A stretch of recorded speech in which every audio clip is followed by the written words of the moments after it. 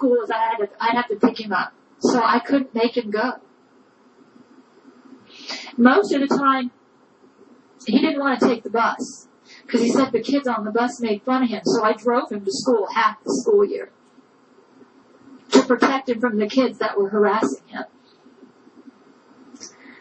I felt so, that was probably the worst part about the 99-2000 year, to see what they did to my son.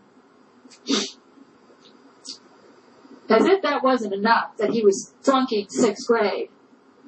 In January, I got a letter from the school. They said, your son is being charged with truancy because he's missed so many days of school. And we're concerned about this and we want to meet with you or something like that. So I met with the principal.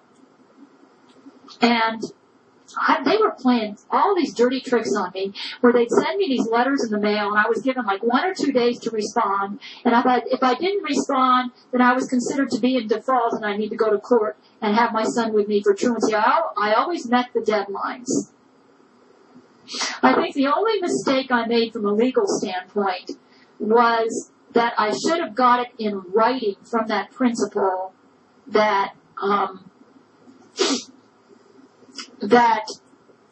my son was, they played dirty tricks on me. The principal of that school was very friendly toward me, which was kind of deceptive. She sent me a letter, or I had met with her a couple times, and she said, I'm very concerned about your son because he's missing a lot of school.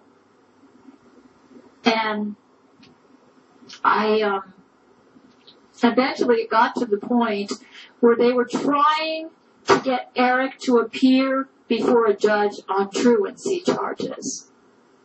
I figured out why they were doing this. It was because of the fires. They had to blame Erich for the fires. That really made me so mad. Oh, another thing.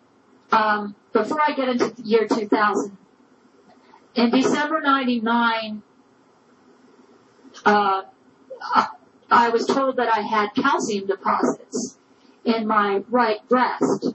This was in December. And I was seeing Dr. Gumpel then. That was my family doctor, the German lady. She's a woman physician.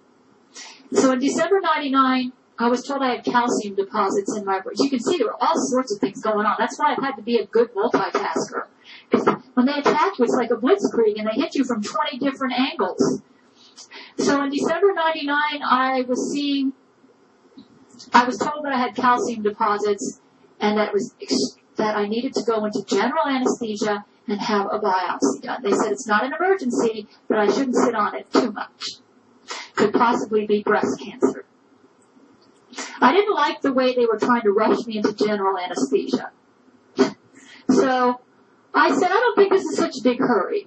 I said, I don't want general anesthesia. Boy, did they try to rush me into that one.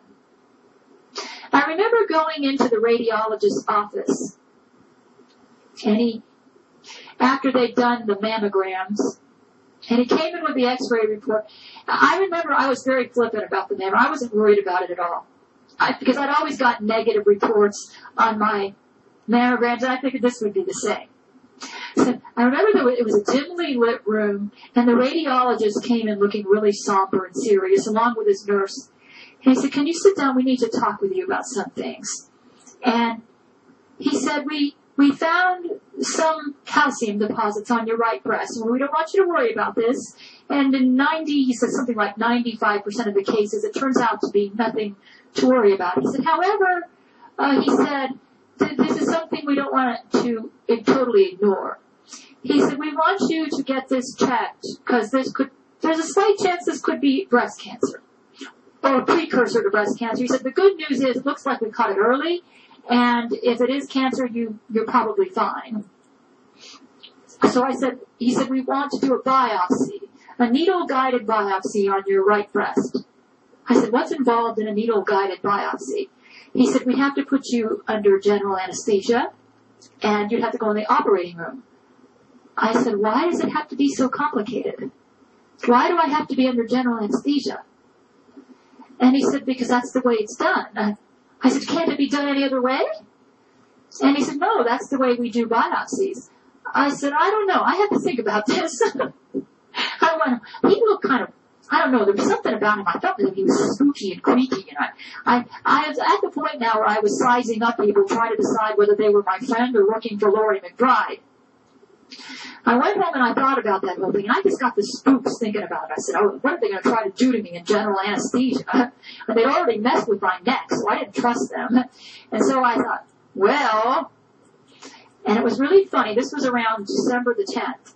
I went to bed, and I woke up at around 2 in the morning, and it was as if a thought came into my head, and I thought about that radiologist and how spooky he looked. I thought, boy, this Loree McBride is good. And it was like there was a thought going through my head. He said, your enemy is the Vatican. Loree McBride is a Vatican agent. And I thought, oh my God, no wonder she's so good. And I got Jack Chick's book out, Smoke Screens, and I read it. And I realized that the way they handled me, the way they manipulated me, the way they were able to get doctors and police departments and manipulate, get police cars to wait for me to give me tickets. I thought, this is not the work of a crazy woman. This is a major conspiracy. It's the Roman Catholic Church. And then I remembered reading on the internet when I did my searches on her back in 96 and 97, somebody mentioned that she was a Roman Catholic. I thought, oh my God. I got on the phone. At 2 in the morning, I said, Brent Spiner, that girlfriend of yours, Loree McBride, is a Vatican agent. She works for the Roman Catholic Church. That's why we haven't been able to stop her. Keeping her in your house hasn't done any good because she's not running the show. The Vatican's running the show. Boy, after that, I made up my mind I was going to divorce my husband. I figured out he was on their side. I organized a letter writing campaign. I decided I needed an attorney to help me fight this conspiracy. So I made about 200 or 300 copies of a letter where I outlined the history of harassment that I had gone through up to that point, and I mailed it off to about 200 lawyers throughout Snohomish County. I found them in the phone book, and I spent almost $100 on postage and on making copies, and I did a mass mail out. The way I did it, I timed it. It took me 2 weeks to get all the correspondence organized. And then on the eve, and there was a big scare about the year 2000 coming up, so the Y2K thing. So I figured that the perfect day to do it would be the day when everybody was worried about the Y2K. So on New Year's Eve, the eve before Y2K, I drove down to North and South Seattle and dropped off about 200 letters in about 20 different post office boxes and mailed them to 200 lawyers and asked for representation against this conspiracy. I didn't mention it was the Catholic Church. I mentioned Brent Spiner and that I felt that Loree McBride was behind the harassment. I think I heard back from about 5 lawyers. Most of them didn't answer. Some of them were.